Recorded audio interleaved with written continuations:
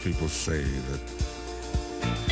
Thanks, Barry. From chocolate and lollies to carbs and even red meat, there are cravings that we give into, but is your body actually trying to tell you something? Well, here to explain what those hunger pains really mean is health expert Amelia Burton. Amelia, chocolate. Chocolate. I know. That's the big one in the mornings office. We don't mind. Yes. Well, there must be a lot of people deficient in magnesium in the mornings office then. Oh. Because that can be a sign, you see, of magnesium deficiency. So chocolate, particularly if you have things like fizzy drinks, alcohol, caffeine, then it leaches the magnesium out of your body. And in the morning, that's what the office runs on. There you go. So switch to your 75% dark chocolate, because did you know that that actually has magnesium in it? So yeah, but so do Brazil nuts and a few other healthy options. But if you are going to have a bit of chocolate, 2 squares of the dark 75%. Okay. Daddy likes his pizza and his pasta. I know. What is that trying to tell me? Daddy's committing carbicide, isn't he?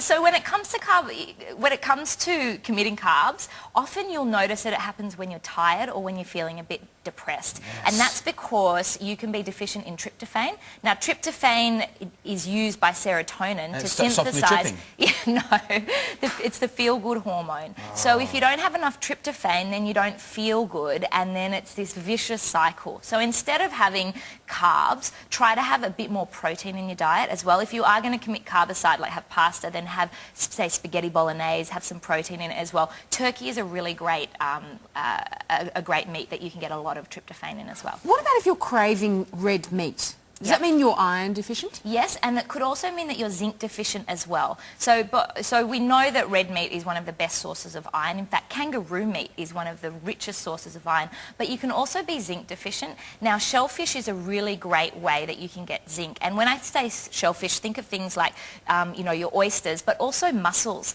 A good tip for you, when you go to the pub, instead of ordering the chicken schnitzel or something like that, get the mussels in the red wine sauce. It's much healthier and very... You can dip the bread in anyway. Yes, yes. I digress. You have an ice cube addiction that you'd like to talk about on national TV. So ice cubes, and I'm stressing the word ice cubes here.